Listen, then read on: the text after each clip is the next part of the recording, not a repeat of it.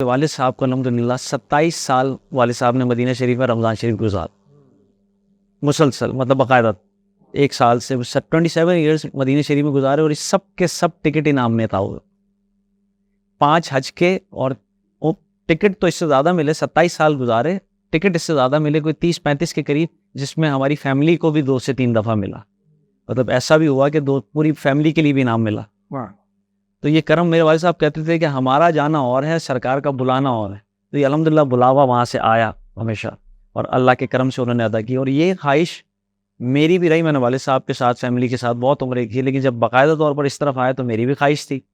کہ یہ کرم مجھ پر بھی ہو۔ تو الحمدللہ اللہ کے کرم سے کراچی میں مجھے عمرے کا ٹکٹ پہلی دفعہ ایک محفل میں، عارف خان صاحب ہمارے ایک واٹر بورڈ کے MD تھے، ان کی طرف سے مجھے ان کی محفل میں انہوں نے عمرے کا ٹکٹ پہلی دفعہ عطا کیا۔ اسی طرح پھر میں بنگلہ دیش میری پہلی حاضری ہوئی، تو پہلی محفل میں مجھے الحمدللہ پہلے شعر پر مجھے حج کا ٹکٹ انعام میں عطا ہوا، تو حج کی سعادت بھی حاصل کی۔ اور اس کے بعد ابھی تک اللہ کے کرم سے مجھے کوئی عمرے کے 5 ٹکٹ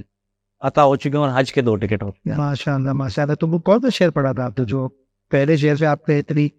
ہدایت ہے؟ اس آس پہ جیتا ہوں کہہ دے کوئی یہ آ کر، چل تجھ کو مدینے میں سرکار ہو۔ میری عطا پر ہے تو پائے۔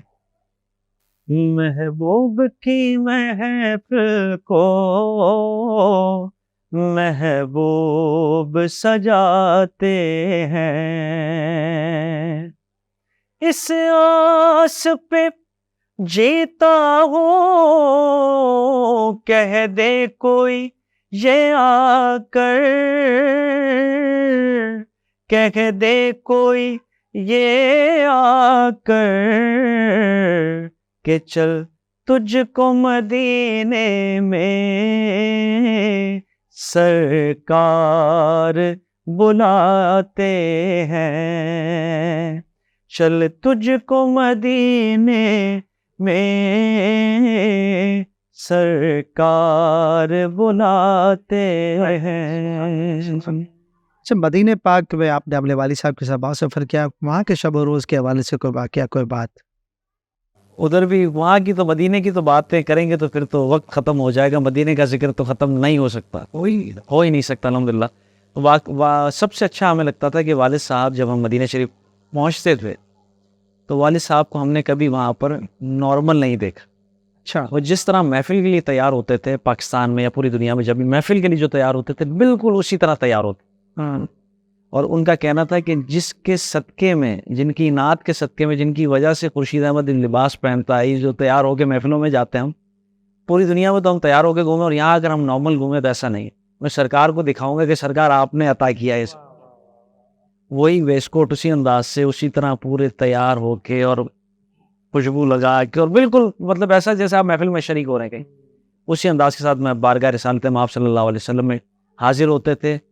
اور شکرانے کے طور پر کہ سرکار آپ نے عطا کیا ہے جو یہ رنگ لگے۔ اور وہاں پر یہ ہوتا تھا کہ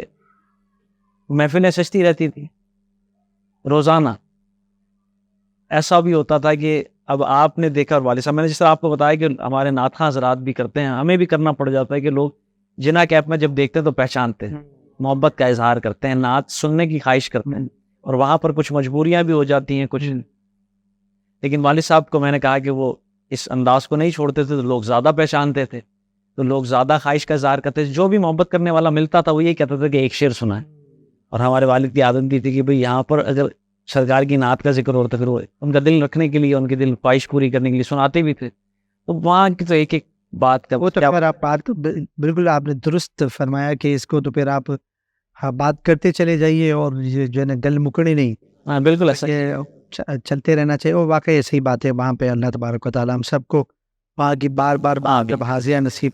فرمائے، اور مال و زر کی بات نہیں، یہ سب کرم کی بات، بے شک ایسا ہے۔ جس کو چاہ در پہ بلائے، میرے پیارے آقا نے تو ہم اللہ تعالیٰ مکہ بھی دکھائے، مدینہ بھی دکھائے۔